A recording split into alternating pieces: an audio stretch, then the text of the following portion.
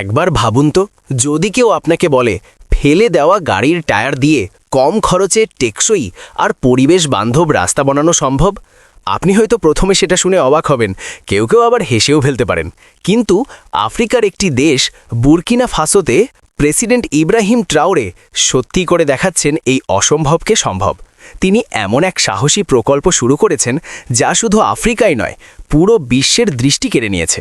এখানে পুরনো অকারণে ফেলে দেওয়া টায়ারগুলিকে কাজে লাগিয়ে বানানো হচ্ছে সড়কপথ।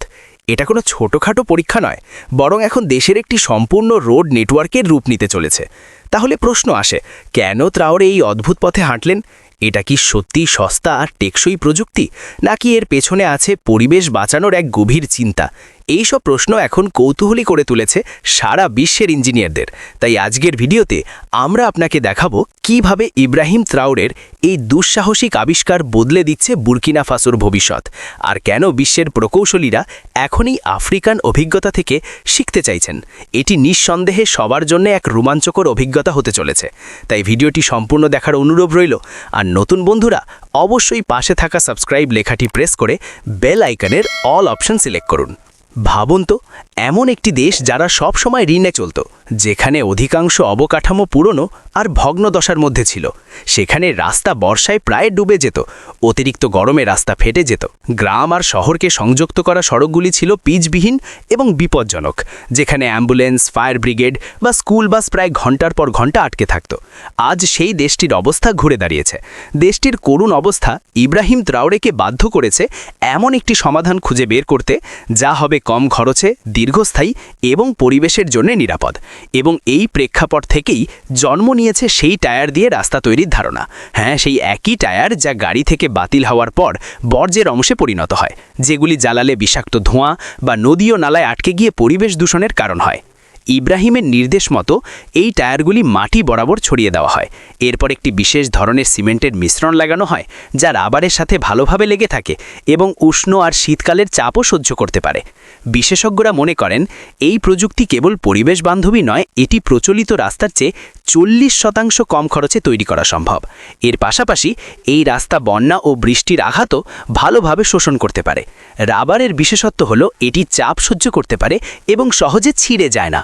এর ফলে বুরকিনা ফাসোর অনেক ছোট গ্রাম এখন কেন্দ্রীয় শহরগুলির সাথে যুক্ত হয়েছে, যেখানে আগে পৌঁছতে 5 ঘন্টা সময় লাগত। ইব্রাহিম ট্রাওরে কেবল এই পরিকল্পনাটি এগিয়ে নেননি, তিনি হাজার হাজার তরুণকেও কর্মসংস্থানের সুযোগ করে দিয়েছেন।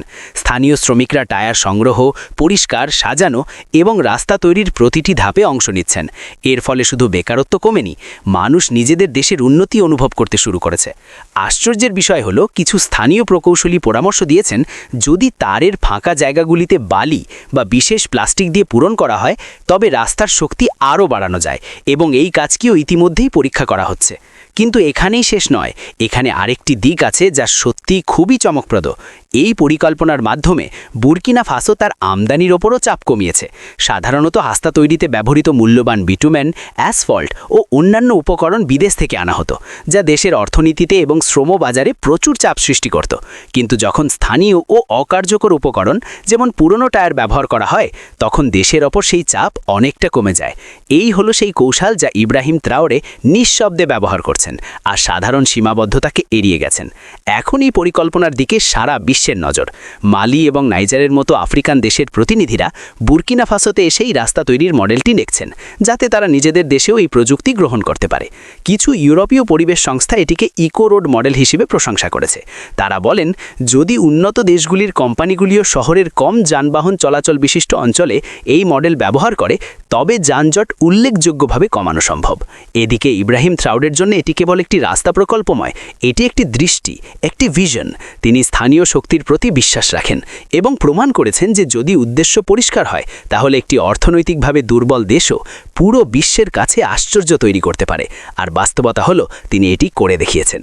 এছাড়াও ইব্রাহিম ট্রাওরে এই দেশটিতে তার কৃষক বন্ধুদের জন্য কৃত্রিম খাল তৈরি করেছেন, যা শুধু একটি জল সরবরাহের মাধ্যম নয়, এটি একটি স্বপ্ন, একটি দেশের প্রাণ। এমন একটি স্বপ্ন যা বুরকিনা ফাসোর কৃষকরা বছরের পর বছর দেখেছেন, কিন্তু কেউ তা কোনোদিন বাস্তবে রূপান্তরিত করেননি। বুরকিনা ফাসোর গ্রামে বর্ষার অভাবে কৃষকদের ফসল প্রায়ই নষ্ট হতো। মাঠে বীজ বপন করা হতো, কিন্তু জল না থাকায় জমি শূন্য থাকত। শস্য জন্মাত না, ঘরে খাবারও থাকত না, আর কৃষকরা কেবল আকাশের দিকে তাকিয়ে প্রার্থনা করতেন। কিন্তু যখন ইব্রাহিম ট্রাওরে ক্ষমতা গ্রহণ করলেন, তিনি শুধু একজন রাজনীতিক হিসেবে আসেননি। তিনি ছিলেন এমন এক নেতা যিনি মাটির মানুষ। তিনি বুঝতেন যদি কৃষক সমৃদ্ধ হয় তবে দেশও সমৃদ্ধ হবে, যদি জমি সবুজ হয় তবে ব্যবসা বাড়বে, মুনাফা হবে, আর বুর্কিনা ফাসোও সমৃদ্ধ হবে। এই চিন্তাকে মাথায় রেখে প্রকল্প শুরু করেন।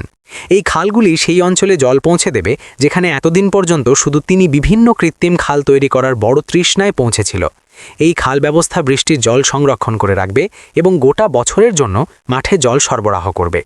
অর্থাৎ এখন কৃষককে আর মেঘের অপেক্ষা করতে হবে না, প্রার্থনার ওপর নির্ভর করতে হবে না। জল এখন তাদের হাতের মুঠোয় থাকবে। এই পরিকল্পনা শুধু কৃষিক্ষেত্রকে উন্নত করবে না, দেশের কৃষি প্রসাদ উৎপাদনও বাড়াবে। খাদ্য নিজেদের দেশে উৎপন্ন হবে এবং দেশের কূটনৈতিক সম্পদও উল্লেখযোগ্যভাবে বৃদ্ধি পাবে। শুধুমাত্র গম, চাল, ভুট্টা নয়, সবজি ও ফল এবং অন্যান্য ফসলও এ দেশের ভেতরেই উৎপাদিত হবে এবং সম্ভব হলে বিদেশেও বিক্রি করা হবে। এই জনদরদি নেতা ইব্রাহিম ট্রাওরে একটি আধুনিক শহর ও বুর্কিনা ফাসোর হৃদয় নির্মাণ করার চেষ্টা করছেন, যা কেবল এক স্বপ্ন নয়, এটি বাস্তব এবং প্রতিদিন তা ধীরে ধীরে পূর্ণতার দিকে এগিয়ে যাচ্ছে।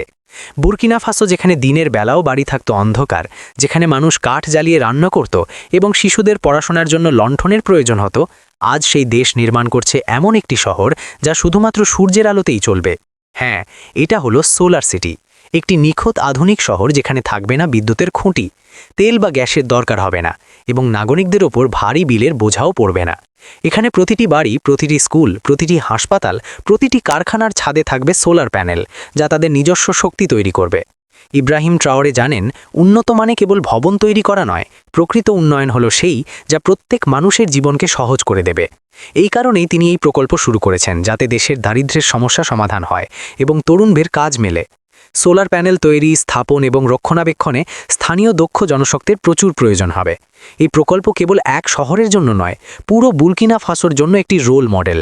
এখানে থাকবে আধুনিক স্কুল যেখানে শিশুরা প্রযুক্তি শিখবে, সোলার বাস যা ধোঁয়া নির্গত করবে না, এবং ফ্রি সোলার ইন্টারনেট জোন যাতে তরুণরা গোটা বিশ্বের সাথে সংযুক্ত হতে পারে। ভাবুন তো, এমন একটি দেশ যা আগে বিশ্বমানচিত্রে দেখা যেত না, আজ পরিবেশ, প্রযুক্তি এবং নেতৃত্বের ক্ষেত্রে বিশ্বকে পথ দেখাচ্ছে।